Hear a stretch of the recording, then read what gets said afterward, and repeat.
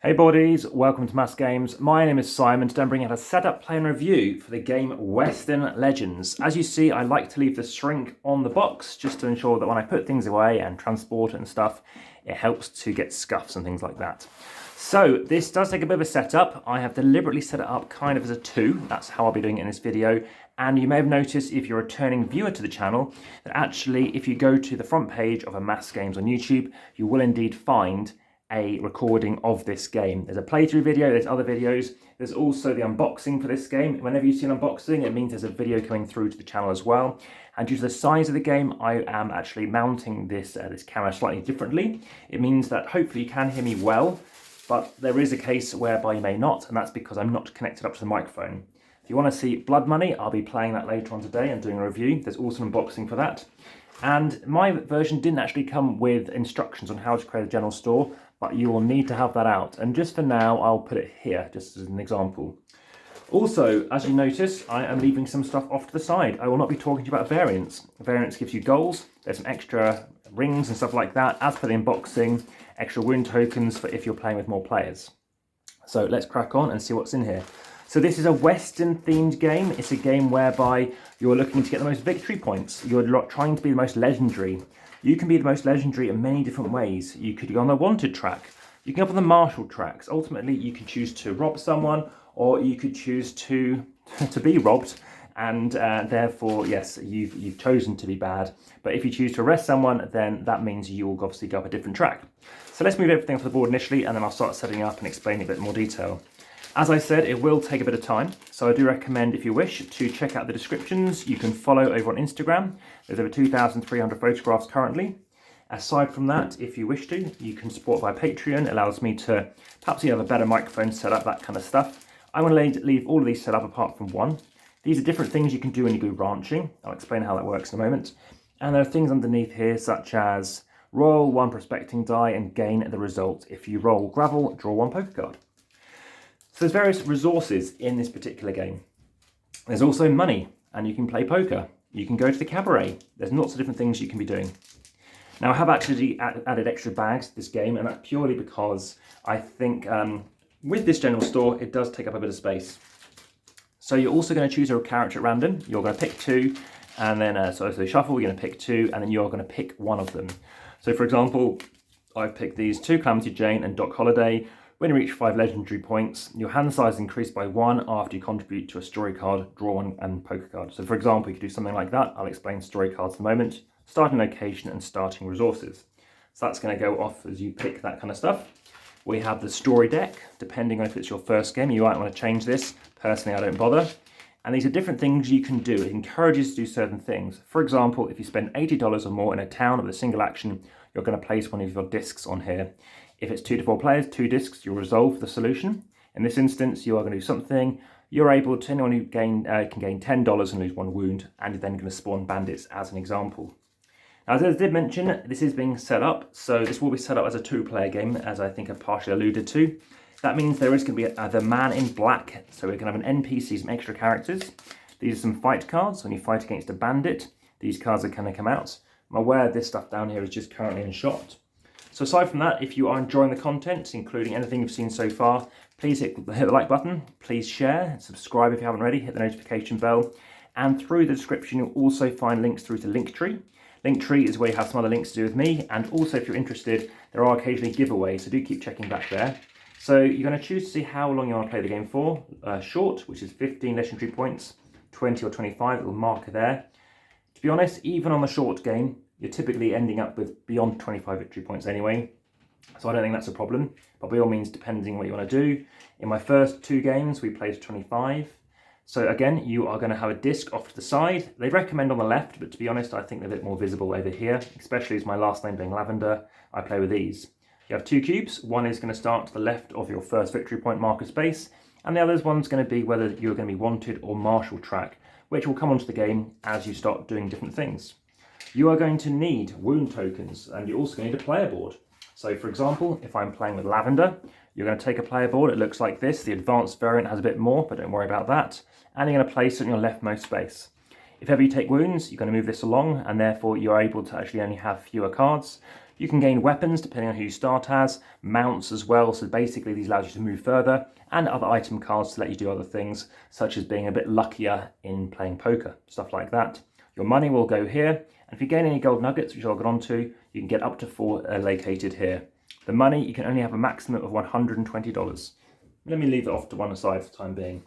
You're also going to have some player aids, so there's 1 per player. It's a 2 to 6 player game, but in this instance I'm just leaving out 2. The reason why I'm leaving out 2 is because if I'm playing it 2 player, I give one person two sides, and therefore they can look through both if they need to. I will refer to this again. You're going to need some dice. This is for when you choose to go gold mining, and in this instance you can get different things. You can get a gold nugget, and then in this case you gain $10 and then you re-roll, and in this case you get another gold nugget. So that goes down there. This can go back in the bag. Then you're going to have gold nuggets over here. Again, these are going to go out. I think that's probably going to be enough for 2 players. I'm going to put a spare gold nugget in this bag, just so I know that the gold nugget dice were in there too. You're going to choose a character figurine. Now, there are lots of different miniatures in here. You can choose whoever you want. It doesn't have to match up with your character. And I am keen to play as this chap with this tomahawk. So there we go. I'm going to take it. My respective base is going to go on there too. And there's going to be a starting location that I did mention. Put that off to the side. So as I'm still setting up, I am going to start telling you a bit about the review. You're going to have grey ones for the bandits, a brown one for the sheriff, and a black one for the man in black, as I mentioned. The man in black, by the way, in that 2-player game, they play against you. They are going to go up the track in due time. I'll take my turn if I'm the first player. The other person takes their turn, and then the man in black takes their turn. So these bandits are going to be placed out where they have the bandit locations, A, B, and C. And the sheriff, funny enough, will start in the sheriff location. So I'm going to tell you a little about my review. I have talked about it in other videos. I think it's a great game. I think it's a sandbox game, which is really impressive. There's loads of different things you can do. The fact that you always have to react to what's going on and then adjust. And another sort of Western themed game, which is similar, but less, well, it's still sandboxing in a way, is Great Western Trail, I feel, in my view. Now, there are other games which obviously have a great theme, such as Dead of Winter, but this is not a cooperative or semi-cooperative game, anything like that. And it's really enjoyable. It looks amazing. I mean, everything about it. Really looking forward to trying out Blood Money. There's loads of really cool stuff. It's a big box. It's the second and final big box expansion for it. And as you can see, I've placed out all the other characters. We can place this person out as a sheriff for the time being, and then we're going to place someone out. Now, I do demo daily, well, 364 days a year, as of 2021. And there's been a video daily since May. So if you are interested in seeing more stuff, like I said, check out the playlists such as this, which is the AmassGames playlist. They had a setup, play and review playlist, amongst many others. And yes, the rest of those figurines can go back in the box. Aside from that, we have those Men in Black cards, which I talked to you about. So I'll give you a little bit of history about the Man in Black setup. You're going to play this in a 2-player game. You're going to choose a miniature and ring, as I mentioned, in black. And then after you've both taken a turn, you're revealing a card. So you're revealing a card like this. And then in this instance, they're going to go to a certain place. If someone's there going to move it, they're going to gain a legendary point, and we're going to lose some money.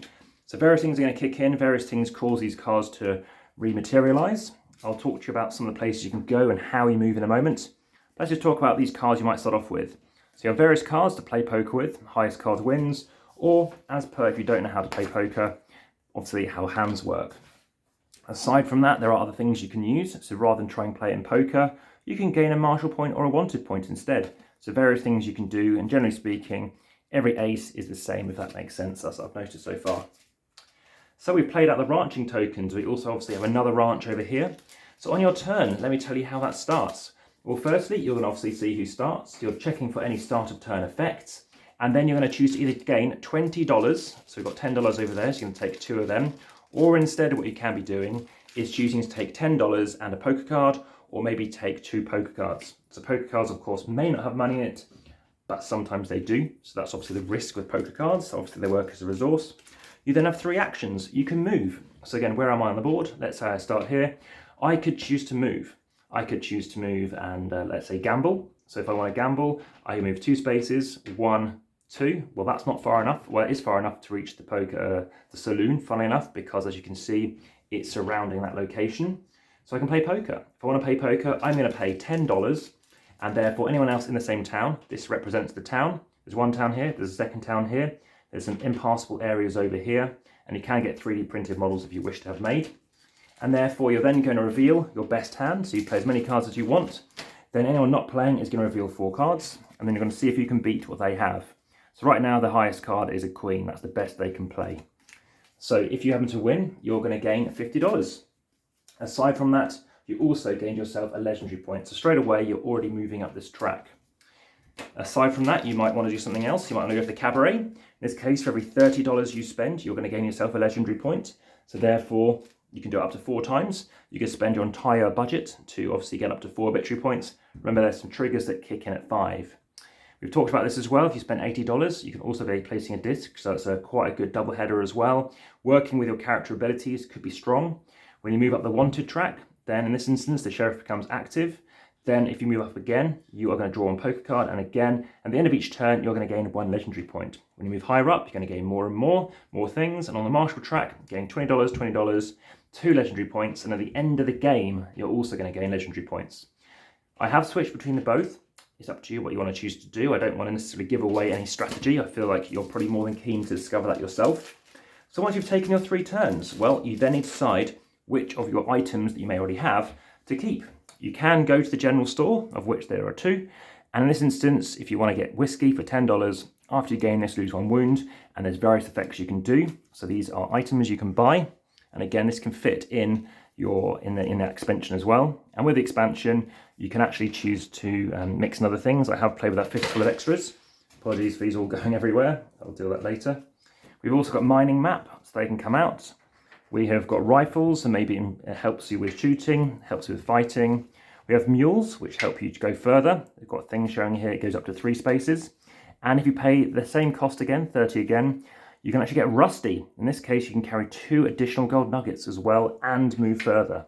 So that might be of interest to you. And then you have mustangs, which again flip over, and some of these also give you legendary points. This one would give you 2. So that is the game of Western Legends. So you've taken your 3 turns. Then what you're going to choose to do is you're resolving any place that you finished at. So if you finish there and somebody else has, or they haven't, but that's completed, then what's going to happen is you're going to reveal, like I said, what's underneath, and you've seen an example.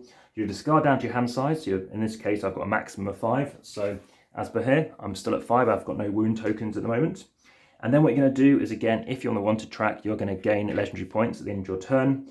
And then finally, you check for the end of the game to see if you've triggered that the end point, in which case everyone else gets another round, basically. So if you're the first player, the second player goes, etc. Then the man in black, and then you have the last turn, your opponent has the last turn, and then the man in black again in a 2-player version. And then, yes, obviously then your person passes to your left in terms of turn order if it isn't the end of the game trigger. First player marker, you could flip it if in a 2-player one, blood, or in this case blood again, or no blood. So that's been a run through for the game of Western Legends. There's a video, like I said, on a playthrough, so hopefully enjoy that, some lovely sort of cool clips, and hopefully you'll see some cards pop up explaining how to do that too. So this has been a fantastic game, highly recommend it. When I first heard Tom Vassell mention it, I thought it would be his game of the year, to be honest. It's still up there for him, and you know, again, it's such a great offering, such an incredible game, brilliantly well designed, and I really look forward to trying out that Blood Money expansion very soon. As I said, this is getting completely set up, and I've noticed I can explain it as I've just done in about 13 minutes, which isn't that long a setup. Look forward to speaking again soon.